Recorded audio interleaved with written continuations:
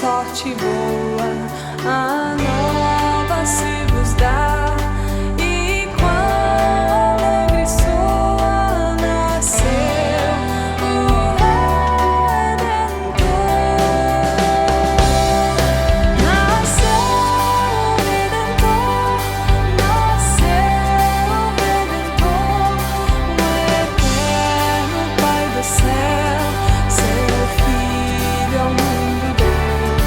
Alerta, a terra entoa, a nova alegre e boa, nasceu o Redentor.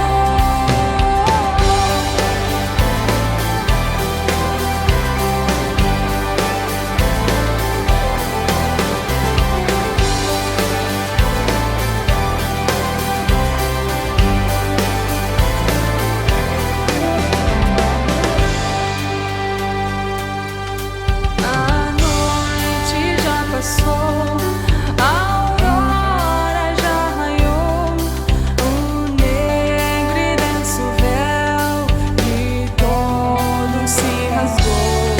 Dos montes através, o brado ressoou, nasceu o Redentor.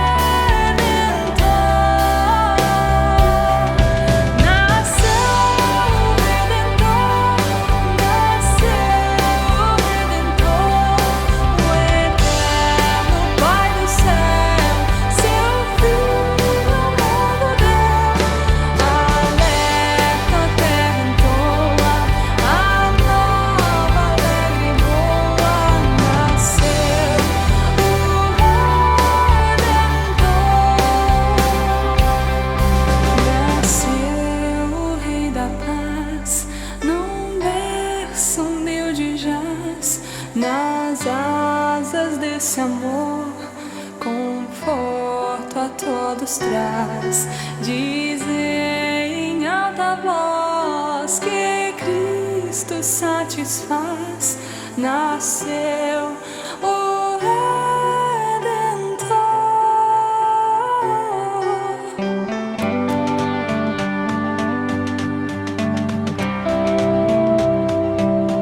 O eterno Pai do céu, seu Filho ao mundo deu. Alerta, a terra entoa, a nova alegre e boa, nasceu o Redentor.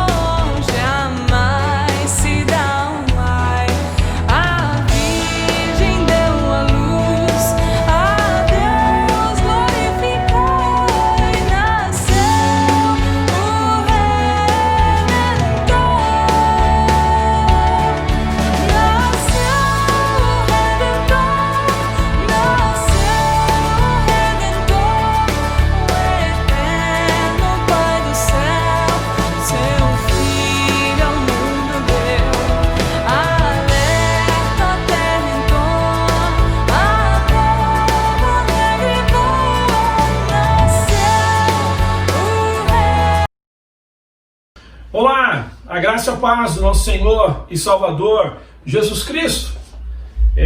Mais uma vez, com muita alegria no nosso coração, nós estamos aqui para repartir um pouco da palavra do Senhor com você. Queridos, nós estamos mais uma vez nos aproximando do Natal, e Natal, como muitos sabem, é tempo de adoração, é tempo de gratidão a Deus, em especial por ter enviado o seu Filho Jesus, a manifestação absoluta de Deus, para morrer no nosso lugar, pagando assim a pena pelos nossos pecados e com isso também preparando um novo e vivo caminho para que possamos estar com Deus. Para falar um pouco então sobre o verdadeiro Natal, eu quero utilizar o texto de Lucas, capítulo 2, versículos de 1 a 11, para compartilhar, como eu disse, um pouco sobre o verdadeiro significado do Natal. Diz assim a palavra do nosso Deus: naqueles dias, César Augusto publicou um decreto ordenando o recenseamento de todo o Império Romano. Este foi o primeiro recenseamento feito quando Quirino era governador da Síria. E todos iam para a sua cidade natal a fim de alistar-se. Assim, José foi da cidade de Nazaré da Galileia para a Judéia, para Belém, cidade de Davi, porque pertencia à casa e à linhagem de Davi. Ele foi a fim de alistar-se com Maria, que lhe estava prometida em casamento e esperava um filho. Enquanto estavam lá, chegou o tempo de nascer o bebê, e ela deu à luz o seu primogênito, envolveu-o em panos e colocou-o numa manjedoura, porque não havia lugar para eles na hospedaria. Havia pastores que estavam nos campos próximos e durante a noite tomavam conta dos seus rebanhos. E aconteceu que um anjo do Senhor apareceu-lhes, e a glória do Senhor resplandeceu ao redor deles, e ficaram aterrorizados. Mas o anjo lhes disse: não tenham medo, estou lhes trazendo boas novas de grande alegria, presta atenção, que são para todo o povo. Hoje na cidade de Davi lhes nasceu o Salvador, que é Cristo o Senhor. Vamos orar um pouco? Se você puder, feche seus olhos, abaixa a sua cabeça, peça para Deus falar com você. Senhor, nós queremos te agradecer, ó Deus, por mais essa oportunidade de repartirmos a tua palavra e assim aprendermos um pouco mais acerca dela. Espírito Santo de Deus, desvenda os nossos olhos para que possamos contemplar as maravilhas da tua lei. Fala conosco, Senhor. Torna as nossas mentes e corações cativos à tua palavra. Em nome de Jesus, Pai, que nós oramos, Senhor, e agradecemos. Amém? E graças a Deus.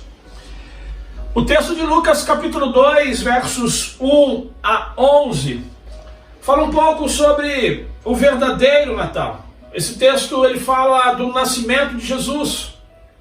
Quando foi o nascimento de Jesus, em que situação se deu o nascimento de Jesus, como ele foi. O Dr. Lucas trata do assunto acerca do nascimento de Jesus como uma boa nova. Esse então é o primeiro ensino importante acerca do nascimento do menino Jesus. Lucas capítulo 2, versículo 10, mas o anjo lhes disse: não tenham medo, estou lhe trazendo boas novas de grande alegria, que são para todo o povo.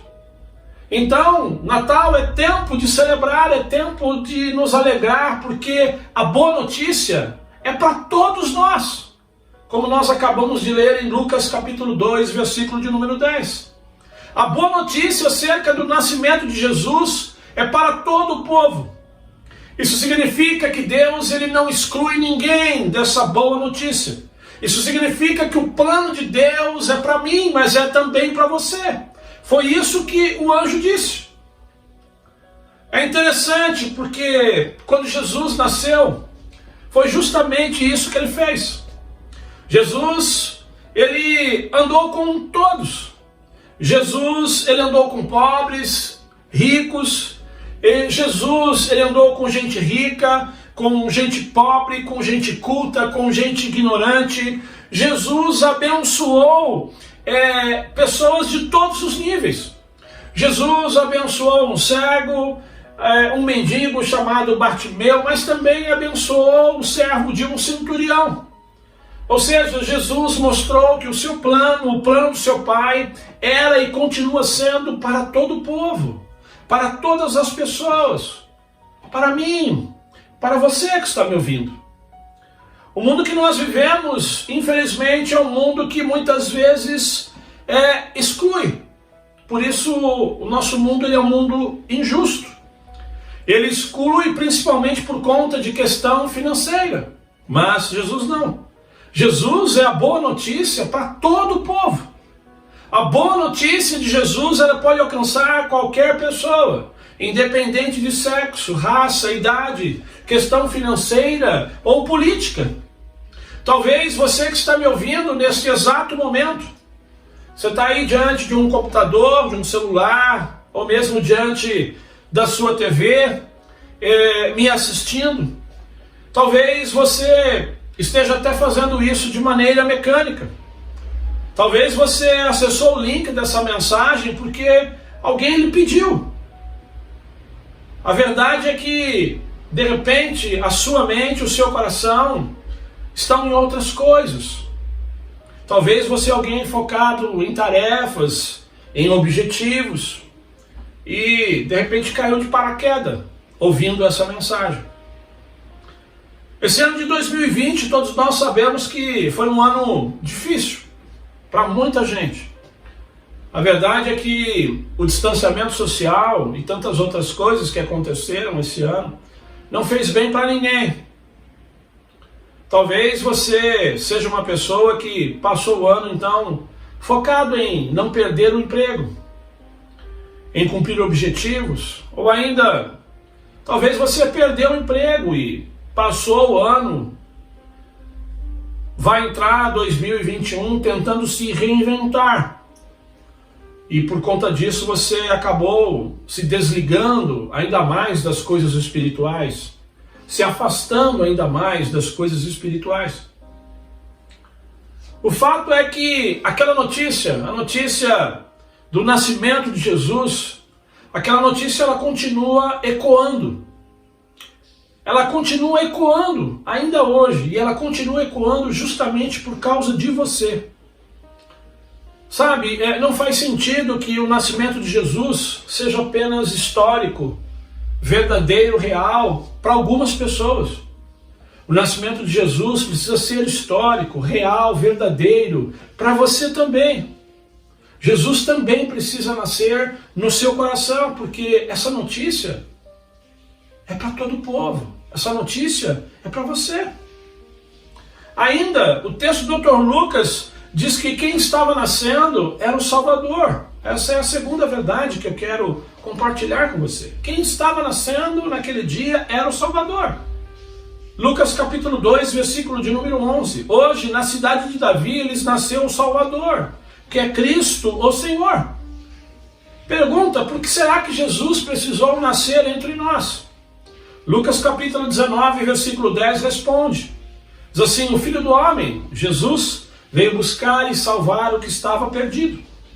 Quem estava perdido? Nós, os pecadores. Por isso a notícia continua sendo para todos, para mim e para você. Mas o que é estar perdido? Romanos capítulo 3, versículos 23 e 24 diz, todos pecaram e destituídos da glória de Deus estão. Verso de número 24, sendo justificados gratuitamente por sua graça, por meio da redenção que há em Cristo Jesus. Estar perdido, então, é estar separado de Deus. Estar perdido é estar impossibilitado de estar diante de Deus por causa dos nossos pecados. Com certeza, muitos de vocês que estão me ouvindo nesse momento são boas pessoas. Pessoas responsáveis, que cuidam bem das suas famílias, trabalhadoras, éticas, mas em algum momento nós pecamos. Por isso, nós estamos separados de Deus. E aí então vai um alerta. Nós não podemos estar separados de Deus na vida e muito menos na morte. O que é estar separado de Deus na vida? Estar separado de Deus na vida é viver uma vida vazia. É viver uma vida sem perspectiva. Sabe, tem gente que tem muitas posses, tem muita grana, mas não tem alegria, não tem prazer de viver. não tem boas perspectivas com relação ao seu futuro. Tem gente que tem prestígio, sucesso, reconhecimento, mas vive sem esperança, escravizada a algum tipo de vício que tem atormentado, que tem tirado a sua paz, o seu sono. Estar separado de Deus na vida significa não ter onde aliviar as suas culpas, não ter onde derramar o seu coração, muitas vezes esmagado pela culpa. Não ter esperança de uma vida marcada pela real felicidade, paz e libertação. Isso é estar separado de Deus na vida. Agora, o que é estar separado de Deus na morte? Estar separado de Deus na morte é ainda pior. Porque estar separado de Deus na morte significa passar toda a eternidade separado de Deus. Significa, depois da morte, ser lançado no inferno com o diabo e seus demônios. Essa é a segunda morte. Isso é estar separado de Deus por toda a eternidade. E aqui eu quero abrir um parênteses. Tem muita gente que acha que as obras vão fazer diferença diante de Deus. As obras são importantes, sim, principalmente nesses tempos onde as dificuldades aumentaram. É muito importante estar aberto para abençoar a vida de uma pessoa. Mas as nossas obras, elas têm valor apenas circunstancial. Por maior que elas sejam, a Bíblia diz que elas são consideradas como um trapo de imundícia.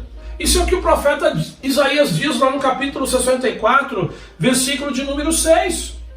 Em Isaías 64, 6, o profeta se utiliza da imagem de panos manchados com sangue da menstruação, durante o ciclo menstrual da mulher, para descrever a impureza de uma pessoa que até realiza boas obras, mas que ainda não reconheceu os seus pecados diante de Deus. E pela fé ainda não aceitou Jesus como Senhor e Salvador da sua vida. Então as obras, elas são importantes? São, mas elas não valem nada para mudar a minha condição de perdido em salvo. As obras são importantes? São, mas elas não têm o poder de trazer transformação para as nossas vidas. Elas não têm o poder de preencher esse vazio que existe no teu coração. Ela não consegue te trazer uma nova vitalidade espiritual. Ela não consegue, as boas obras não conseguem fazer com que você nasça de novo. Isso só Jesus pode fazer você nascer de novo. As obras são importantes, mas de verdade só Jesus é que pode mudar a sua realidade diante de Deus. As obras são importantes, mas só Jesus tem o poder para tornar a sua vida uma vida nova. A Bíblia diz que Jesus, ele veio salvar e buscar o que estava perdido. Então, para quem vive se apoiando nas obras, com a pretensão de marcar pontos com Deus, quem vive se apoiando nas obras para achar que vai ficar de bem com Deus, isso é triste. Porque a verdade, o apóstolo Paulo, lá na carta aos Efésios, no capítulo 2, versos 8 e 9, ele fala a verdade. Ele diz: pois vocês são salvos pela graça, por meio da fé. Isso não vem de vocês, é dom de Deus, não por obras, para que ninguém se glorie. Essa é a verdade. Então tome cuidado, você que se apoia nas obras, para querer marcar um pontinho com Deus. Queridos, se existe a má notícia, e qual é? Romanos 3, 23, todos pecaram, estão destituídos, separados de Deus. Mas graças a Deus existe também a boa notícia. Romanos 6, 23. O salário do pecado é a morte, mas o dom gratuito de Deus é a vida eterna em Cristo Jesus, nosso Senhor. Mas isso só é verdade porque na cidade de Davi nasceu o Salvador, que é Cristo o Senhor. Paulo, escrevendo a Tito no capítulo 2, verso 11, ele diz: porque a graça de Deus se manifestou salvadora a todos os homens. A boa notícia que os anjos trouxeram na noite que Jesus nasceu só era boa notícia porque ela tinha graça para todos os homens. Só era boa notícia porque ela se manifestou com salvação para todos os homens, para todas as mulheres. Queridos, a validade dessa graça, ela não tem fim. O sacrifício de Jesus na cruz do Calvário, ele continua sendo poderoso, ele continua sendo verdadeiro, ele continua sendo eficaz para perdoar os seus pecados, para libertar você que se encontra escravizado a um vício, para trazer vida nova, vida abundante, para trazer alegria, paz que excede todo entendimento. Queridos, a salvação em Cristo Jesus, ela é uma realidade, assim como também é a morte. E essa salvação, ela é de graça. Ela é de graça, mas ela não é automática. Para que essa salvação passe a valer para você que está me ouvindo, é preciso que você tome algumas atitudes. Romanos capítulo 10, versículo 9 diz que se você confessar com sua boca que Jesus é o Senhor e crer em seu coração que Deus o ressuscitou dentre os mortos, você será salvo. A Bíblia então, ela diz que para você receber a boa notícia, para o nascimento de Jesus se tornar histórico no seu coração também, como se tornou no meu e de muitas outras pessoas que eu conheço, porque a boa notícia é para todos. A Bíblia diz que você precisa confessar, você precisa se arrepender dos seus pecados. Essa é a primeira atitude. Arrepender-se significa admitir que você não está na condição de se colocar diante de Deus. Significa que você admite que por conta dos seus pecados, você não pode estar diante de um Deus que é puro, de um Deus que é santo. A segunda atitude para ser salvo, a Bíblia vai nos ensinar, e ela diz que é crer. Crer significa acreditar, ter fé. Ter fé em quem? Em Jesus. Como? Acreditar que Jesus nasceu, viveu e morreu por minha causa, por nossa causa. Isso é crer em Jesus. Jesus, o Salvador, ele nasceu, viveu entre nós e morreu para expiar, para cobrir os nossos pecados. Jesus é a boa notícia para todas as pessoas. Em nome de Jesus, não fique preocupado com o que as pessoas vão falar. Não fique preocupado em ser taxado de crente, de ser taxado de quadrado. Não fique preocupado. Arrependa-se dos seus pecados.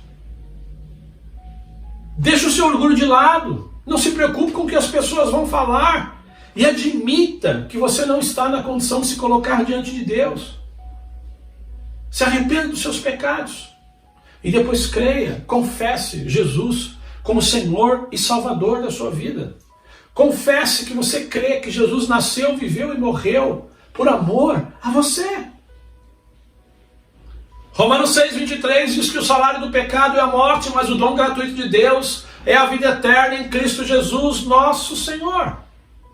Querido, se o nosso pecado, se o teu pecado traz a morte, porque o salário do pecado é a morte e ressurreição de Jesus nos trazem perdão, vida eterna, vida nova, transformação aqui, já. Eu quero concluir. Esses dias alguém me enviou uma mensagem que, além de bonita, ela é verdadeira. Uma mensagem curta, simples, mas cheia de verdade. A mensagem dizia: o verdadeiro Natal, ele não desce pela chaminé, mas ele vem pela cruz, através de Jesus.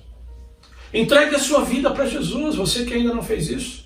E desfrute você também da verdadeira alegria do Natal. A você, meu irmão, que me ouve, nessa pandemia nós temos ouvido muito a seguinte expressão: novo normal.